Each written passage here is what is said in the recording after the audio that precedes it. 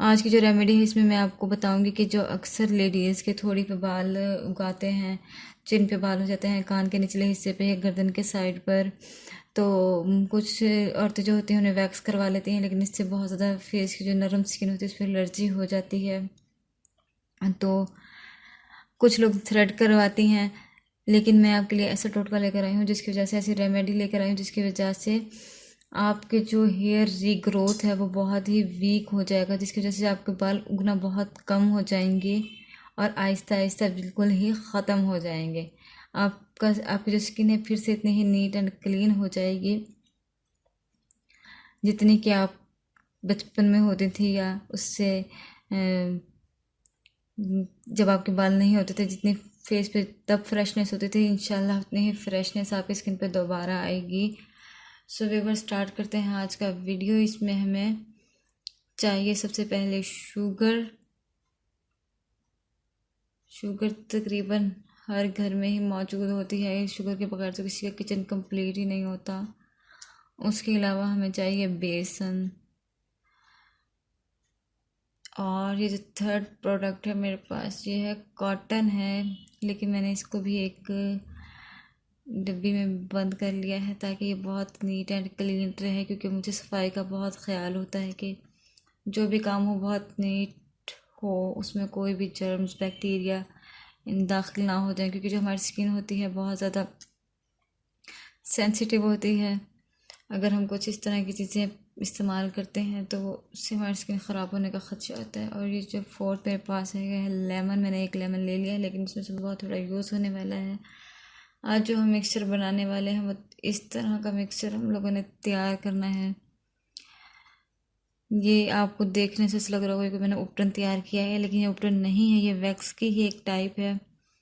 Wax type मैंने तैयार किया है। इसको मैं आपको दिखाती हूँ। ये देखेंगे, ये भी इस तरह ही स्टिकी है जिस तरह से कोई भी वैक्स स्टिकी होती है, लेकिन ये भी सॉफ्ट है। लेकिन मैं आपको इसको अप्लाई करके भी दिखाऊंगी इसे किस तरह से अप्लाई किया जाता है। इस वैक्स को बनाने के लिए सबसे पहले हमें चाहिए शुगर। मेरे पास मैंने तो काफ़ी सारी रखी हुई है, इसमें से हम तकरीबन, अगर हमने सिर्फ अपने थोड़ी के बाल साफ़ करने हैं तो हमें इसका हाफ़ टी स्पून, इतना, या हाफ़ टी स्पून है, मैंने फुल टी स्पून भर के नहीं लिया। या ये देख लें, इस तरह करें तो ये कहीं जाके पूरा स्पून लगता है। इतनी सी मैं लूँगी शुगर। ये मैंने अपने प्लेट में डाल दी जिसमें मैंने अपना बीटर तैयार करना है। और इसमें हम लेंगे बेसन, तकरीबन 1 चम्मच। 1 चम्मच हमने बेसन ले लेना है, वो भी मैं इसमें ऐड कर रही हूँ। ये देखिए बस ये दोनों चीज़ें इसमें इस तरह से आ गई। और इसके अलावा लेमन जूस, मैंने फुल लेमन ले लिया था, लेकिन हम इसमें इतना, बहुत थोड़ा सा हमने इसमें ऐड करना है। ये देखें, मैं आपको इसमें लेकर बता देती हूँ। ये देखें, हाफ टी स्पून लेमन जो है वो मैंने ले लिया और इस मिक्सचर में ऐड कर देना है। इसको हमने बिल्कुल एक पेस्ट तैयार कर लेना है इस तरीके से। इसको बहुत अच्छे तरीके से मिक्स कर लेंगे। आप कोई भी रेमेडी तैयार कर रहे हो, बस उसकी ब्लेंडिंग बहुत अच्छे तरीके से किया करें, क्योंकि जितनी अच्छे तरीके से कोई चीज़ ब्लेंड होती है तो इतना ही अच्छा टेक्सचर आता है।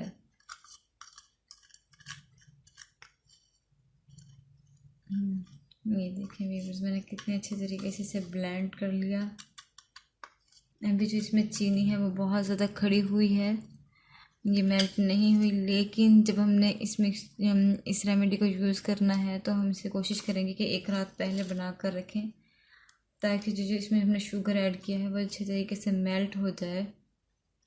इसलिए ये अभी तैयार नहीं होना था, इसलिए मैंने पहले से ही ये वाला पेस्ट एक रात पहले ही तैयार करके रख लिया था, ताकि मैं आपको ये अप्लाई करके ही दिखा सकूं। लेकिन जी वाला पेस्ट मैंने आपको सिखाया है, ये भी इस तरह से थोड़ा सा बहुत सॉफ्ट हो गया है, लेकिन इसको थोड़ा सा हार्ड करने के लिए हम इसमें थोड़ा सा बेसन ऐड कर लेंगे। मैंने बेसन पहले ऐड इसलिए नहीं किया ताकि मैं आप लोगों के सामने शेयर करूँगा। अगर आपका मिक्सचर भी इस तरह से थोड़ा सा सॉफ्ट हो जाए तो आप भी उसमें इस तरह से बेसन मिक्स करके उसको इस तरह से मिक्स कर सकती हैं, जिस तरह हम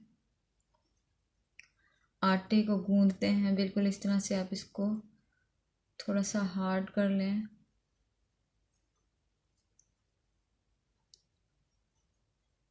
बहुत ही अच्छी रेमेडी है ये। मैंने काफ़ी सारे अपने क्लाइंट्स को ये बताया, तो वो जब उन्होंने यूज़ किया तो उन्हें बहुत ही ज़्यादा अच्छी लगी ये रेमेडी। उन्होंने मुझे बहुत तारीफ़ें की, तो इसलिए मैंने आपसे ज़रूर शेयर करना चाहिए। उसके बाद आप सोच रहे होंगे कॉटन मैंने क्यों रखा है। इस कॉटन मैंने इसलिए रखा है कि इस कॉटन को हमने लेकर बस जब भी कोई कॉटन यूज़ कर रहे हो, आपने किसी पुराने तकिए से नहीं निकाल लेने। ये मेडिकल स्टोर से जो मिलते हैं इसके बंडल्स, आपने कोशिश करनी है एक बंडल ले लें, उससे काफ़ी अर्सा यूज़ हो सकती है। बहुत ही साफ़ सुथरी कॉटन लेनी है। इस तरीके से आपने अपने कॉटन को गोला टाइप बना लेना है,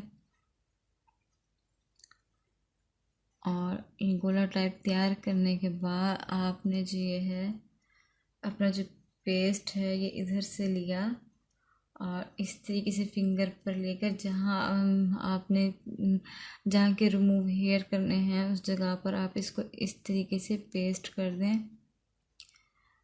पेस्ट करने के बाद इसको 10 से 15 मिनट ड्राई होने दें। ये थोड़ा सा ड्राई होने लगेगा, लेकिन इसको फुल ड्राई होने से पहले पहले आपने इस पर ये जो हमने कॉटन का बॉल तैयार किया है ये इस तरीके से रख देना है। जब हम इस तरीके से रख देंगे, इसको अच्छे तरीके से इस पर प्रेस कर देना है ताकि ये यहीं चिपक जाए, इसके ये हिले ना। लेकिन थोड़ी देर बाद हमें ये इस तरह से महसूस होगा जिस तरह से बहुत ही हार्ड हो गया हमारे स्किन को, इसने सीमेंट कर दिया है। और जब ये बिल्कुल बहुत ही हार्ड हो जाए तो आपने इसको जेंटली इस तरह से पकड़ कर इसको यूँ सर्कुलर राउंड में घुमाते हुए बिल्कुल इस तरीके से इसको आपने इस तरीके से इसको घुमाते हुए अपने हेयर्स को वहाँ से रिमूव कर लेना है।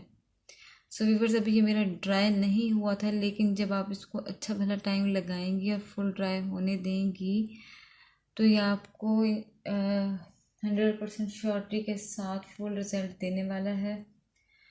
बहुत ही अच्छी रेमेडी है, क्योंकि मैंने बहुत सारे लोगों को बताया, उन्होंने यूज़ किया तो उन्हें बहुत ही पसंद आया। अगर आप भी यूज़ करें और कमेंट्स में मुझे बता सकते हैं कि ये फार्मूला जो है वह इफ़ेक्टिव है या नहीं। इस फार्मूला को यूज़ करने के बाद इंशाल्लाह आपके जो हेयर्स हैं उनकी ग्रोथ बहुत कम होते होते बिल्कुल ही ख़त्म हो जाएगी। जो आपके हेयर्स हैं वहाँ से अनवांटेड हेयर्स जो होते हैं, जो हम चाहते हैं ये ना हो, जैसे थोड़ी के बाल बहुत ही बुरे लग रहे होते हैं, वो इंशाल्लाह ज़रूर रिमूव हो जाएंगे। सो व्यूवर्स, आपको मेरी वीडियोस अगर पसंद आ रही हैं तो लाइक करें, और अगर आप मेरे चैनल पे न्यू हैं तो सब्सक्राइब ज़रूर करें। उसके साथ ही आपने मेरी वीडियोस को शेयर भी करना है। अगर आपका कोई सवाल है तो आप कमेंट सेक्शन में मुझसे पूछ सकते हैं, और मैं ये सब चीज़ें डिस्क्रिप्शन बॉक्स में मेंशन कर दूँगी कितनी कितनी मिकदार मैंने इनमें ऐड की है।